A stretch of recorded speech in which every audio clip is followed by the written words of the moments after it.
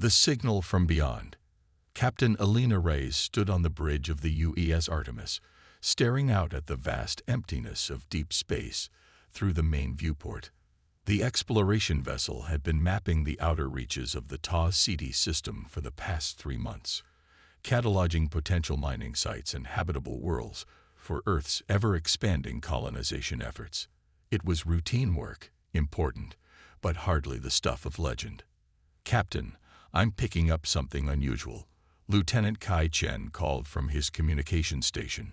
His fingers danced across the holographic interface, eyes narrowed in concentration. "It's faint, but there's definitely a pattern." Elena moved to his station, leaning over his shoulder. "Show me." Chen tapped a command, and a series of pulses appeared on his display, a sequence of long and short signals that repeated with perfect precision. "It's an SOS," Elena said, recognizing the ancient distress pattern instantly.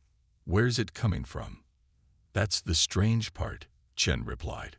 "According to our readings, it's originating from the Oort cloud at the edge of the system.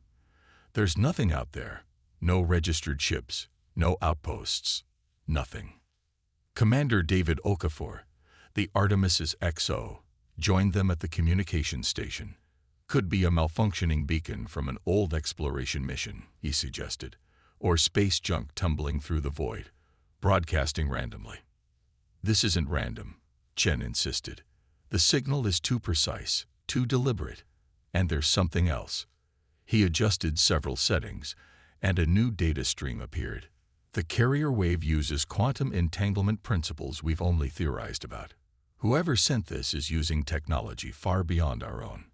Elena felt a chill run down her spine. In the 15 years since humanity had ventured beyond their solar system, they had encountered only 3 other sentient species, all primitive compared to Earth's technological development. The idea of meeting a civilization more advanced than their own was both thrilling and terrifying. "How far?" she asked. "At maximum burn, 3 days," Chen replied. Okafor frowned. "Captain, we're due back at TAS Station in 5 days. The Colonial Authority won't be pleased if we deviate from our mission parameters." Elena understood his concern. Resources were tight, and the Artemis was expensive to operate. But something about this signal tugged at her instincts, a mystery calling to be solved, and possibly lives to be saved. "Log the change of course in my name," she decided. "If someone needs help out there, we can't ignore it. It's our duty as explorers." "And if it's not a rescue mission?" Okafor asked quietly. Elena met his gaze steadily. "Then we've made first contact with a new civilization. Either way, this is what we signed up for." She returned to her command chair and addressed the bridge crew. "Plot a course for the signal source. Maximum sustainable burn. And wake Dr. Patel. We might need our xenobiologist sooner than expected." As the Artemis changed course, Elena couldn't shake the feeling that they were heading towards something that would change their lives forever. The familiar hum of the ship's engines provided little comfort as they accelerated toward the unknown. For 3 days, the signal grew stronger. The crew grew increasingly tense as theories spread throughout the ship. Some believed they would find survivors from a lost expedition. Others feared a trap set by space pirates or hostile aliens. Elena spent her off hours poring over the signal analysis. There was something hauntingly beautiful about its precision, like listening to an alien symphony composed of mathematical perfection. She found herself humming the pattern in quiet moments, the sequence etching itself into her mind. On the final approach, the bridge was silent with anticipation. The main view screen showed nothing but empty space where the signal originated. "Full sensor sweep," Elena ordered. "Look for anything unusual, gravitational distortions, radiation anomalies, visual camouflage." "Captain, I'm detecting something," reported Lieutenant Vasquez from the science station.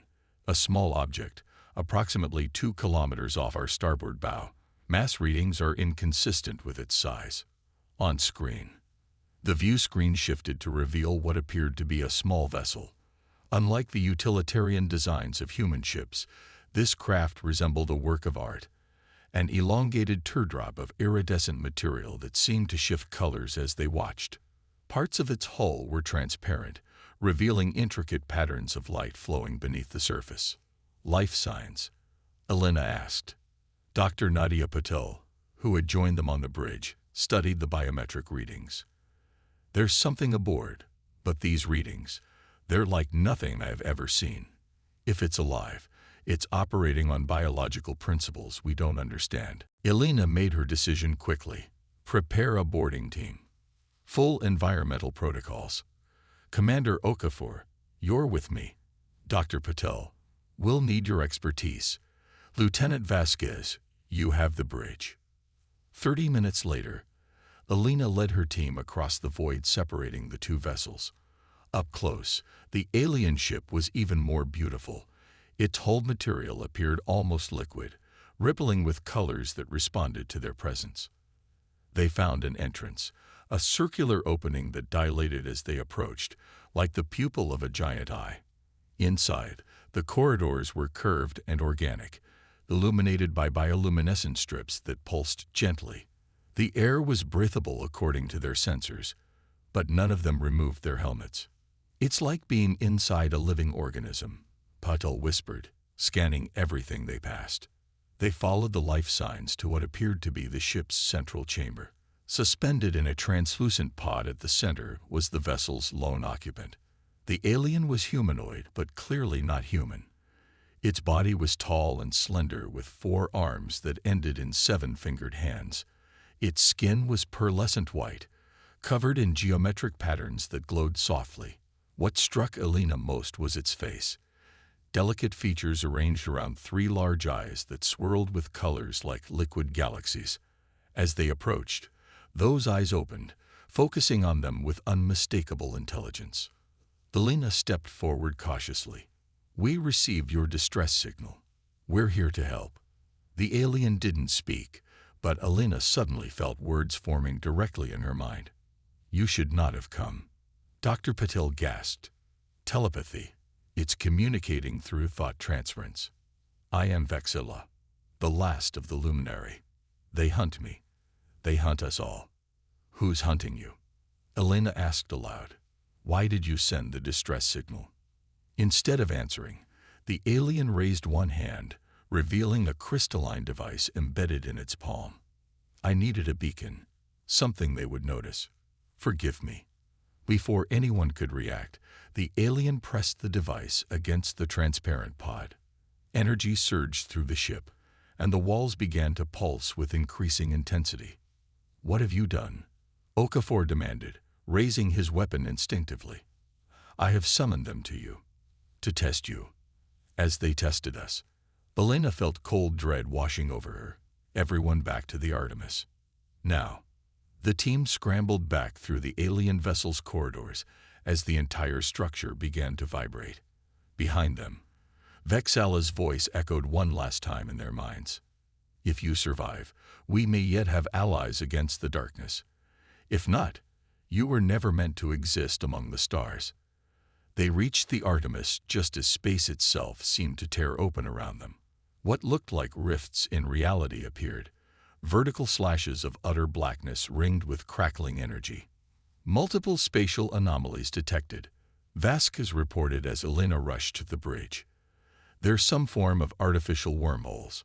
Battle stations." Elena ordered. "Prepare for emergency departure."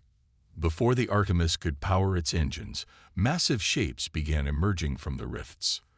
Elena's blood ran cold as the view screen filled with the most terrifying sight she had ever witnessed. The vessels resembled giant skeletal hands, each finger stretching for kilometers, connected to central palms that pulsed with sickly green energy. There were dozens of them, surrounding the Artemis in a perfect sphere formation. "They're scanning us," Chen reported, his voice barely a whisper. "They're accessing our computer systems somehow." Words appeared on the main view screen, forming in all Earth languages simultaneously. "ACS as an end begun. Survival probability. Minimal. Get us out of here," Elena ordered. "Maximum thrust. Any vector clear of those ships." The Artemis's engines roared to life, pushing the exploration vessel away from the alien armada. For a moment, Alina dared to hope they might escape, until energy beams lanced out from 3 of the skeletal ships, locking onto the Artemis like the fingers of a giant hand. "They've got us in a tractor beam," Okafor shouted. Alina watched as the mysterious alien vessel, Vexella's ship, was drawn into the largest of the skeletal craft, disappearing completely. Then, as one, all eyes of the alien fleet turned toward the Artemis. "Send a message to Earth," Alina ordered. "Emergency protocol. Tell them everything we've seen, and pray it reaches them before these things do." As the Artemis was inexorably pulled toward the waiting maw of the leave vessel, Alina realized with terrible clarity that they had stumbled upon something far beyond their understanding. They had answered a call meant to lure them to their doom, and in doing so, they may have exposed all of humanity to an enemy they could never have imagined. Humanity's finest hour, structural integrity at 62% and falling. Lieutenant Vasquez shouted over the groaning of the Artemis's hull. The exploration vessel shuddered as it struggled against the invisible forces pulling it toward the massive alien flagship. Captain Alina Reyes gripped her command chair, mind racing through options that dwindled with each passing second. Divert all non-essential power to the shields. "Chen, is that distress signal getting through?" Lieutenant Chen shook his head grimly. "They're blocking all conventional communications. I'm trying to piggyback our message on their own scan frequencies, but I don't know if." A blinding flash erupted from the Artemis's engineering section, throwing the bridge crew against their stations. Emergency lights bathed the bridge in red as systems failed across the ship. "Main power gone. Switching to auxiliaries," Commander Okafor reported, blood trickling from a cut on his forehead. Alina made the hardest decision of her career. "Prepare to initiate self-destruct sequence. Authorization raised Delta 79. We cannot allow them to capture this ship or its data." Even as she spoke, an idea sparked in her mind, a desperate gamble born of something Vexella had said. "If you survive, we may yet have allies." "Wait," she countermanded. "Lieutenant Vasquez, what would happen if we overloaded our Hawking drive directly into their tractor beam?" Vasquez's eyes widened. "The quantum feedback would create a cascade disruption in any system connected to us. It might break their hold long enough for us to escape, or it might tear us apart." "Do it," Alina ordered without hesitation. What followed would later be described in Alina's official report as controlled chaos. As the Artemis experimental Hawking drive was forced into a controlled overload, its quantum fields interacted catastrophically with the alien tractor beams. The resulting explosion of energy severed the connections, sending feedback surging through the alien vessel's systems. The Artemis tumbled away, crippled but free, as the alien armada momentarily reeled from the unexpected counterstrike. "Emergency thrusters only," Alina shouted. "Get us behind that asteroid cluster." The damaged exploration vessel limped behind the cover of nearby asteroids as the alien fleet reorganized. Through broken sensor arrays, they watched in horror as the skeletal ships began methodically destroying the asteroids one by one. "They're hunting us," Okafor whispered. Alina nodded grimly. "And they're between us and the jump point back to Earth." "Chen, status on communications." "I've modified a probe with our complete sensor logs and a warning message," Chen replied. "If we launch it on a ballistic trajectory away from the alien fleet, it might reach the relay station at Ta City." "Do it," Alina ordered, "and then prepare for our last stand." As the tiny probe silently slipped away from the Artemis, Alina addressed her crew. "I won't lie to you. Our chances of survival are minimal. But every minute we keep these things occupied is another minute for that probe to reach the relay. Another minute for Earth to prepare." The crew nodded solemnly, determination replacing fear on their faces. They were explorers, not warriors. But today they would be the first line of defense for their species. The Artemis danced among the asteroids, using minimal power bursts to stay hidden, while the alien fleet methodically destroyed their cover. When only 3 asteroids remained, Alina executed her final plan. All remaining power to engines and forward shields. Target the smallest vessel in their formation. We're going to ram it. The Artemis burst from hiding, accelerating toward the alien armada on a suicide run. The skeletal ships turned with surprising grace, energy weapons charging. But they didn't fire. Instead, the fleet parted, creating a path directly to what appeared to be the command vessel. "They're letting us through," Okafor asked in disbelief. On the main screen, a new message appeared. "Ingenuity ASSESS in an ient complete. Proceeding to phase 2. Before anyone could react, a brilliant white light engulfed the Artemis, and everything went dark. The probe launched from the Artemis reached the Ta City relay station 17 hours later.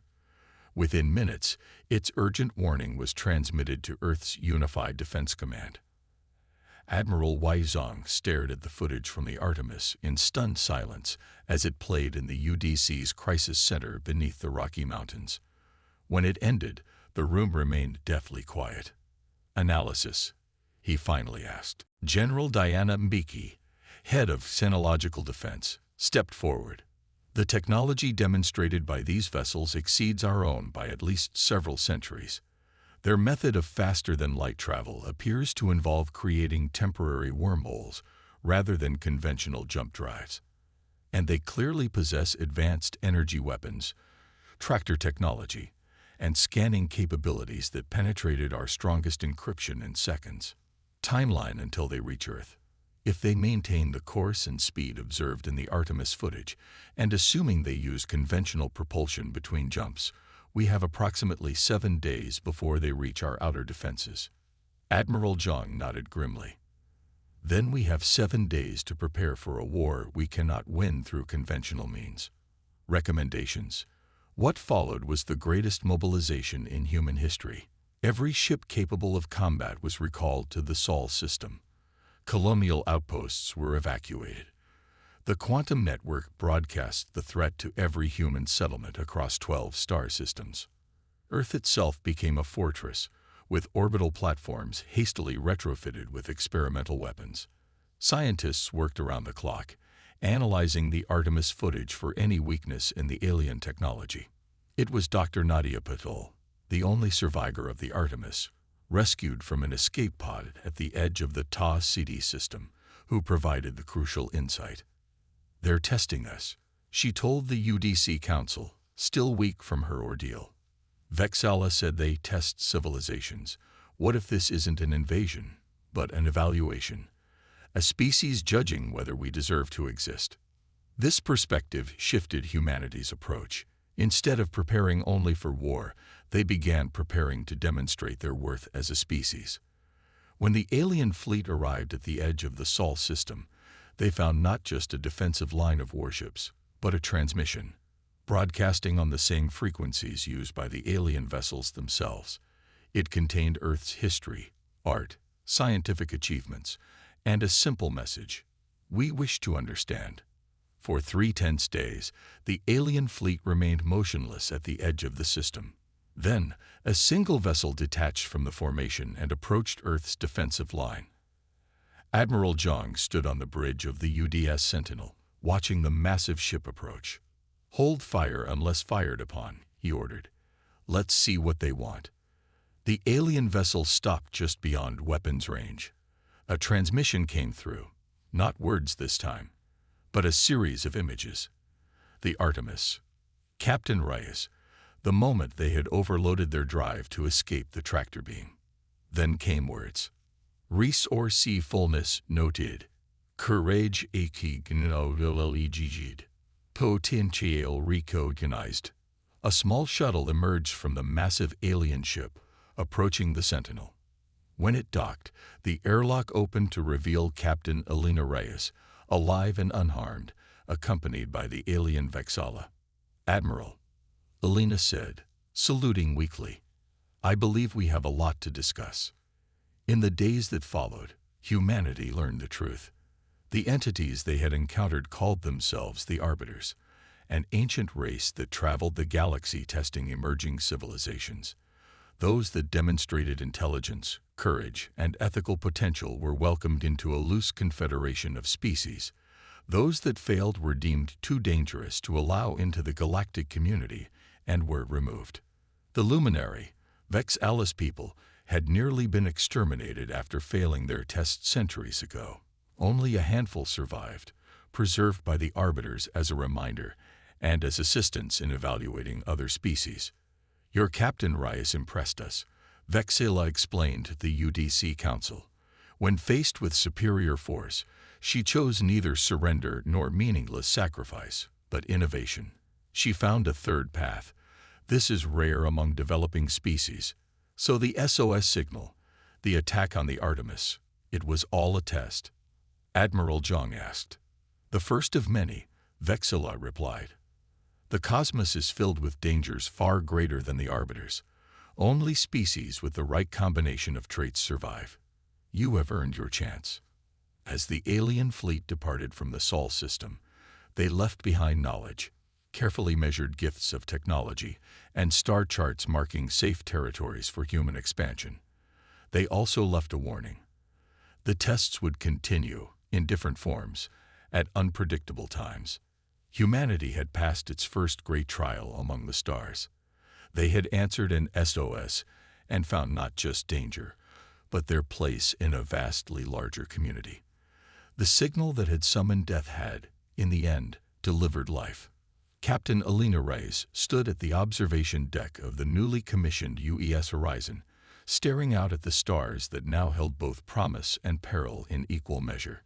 Ready to get back out there, Captain? Admiral Zhang asked, joining her at the viewport. Alina nodded, her eyes reflecting the distant points of light. They're waiting for us, sir, and next time, we'll be ready.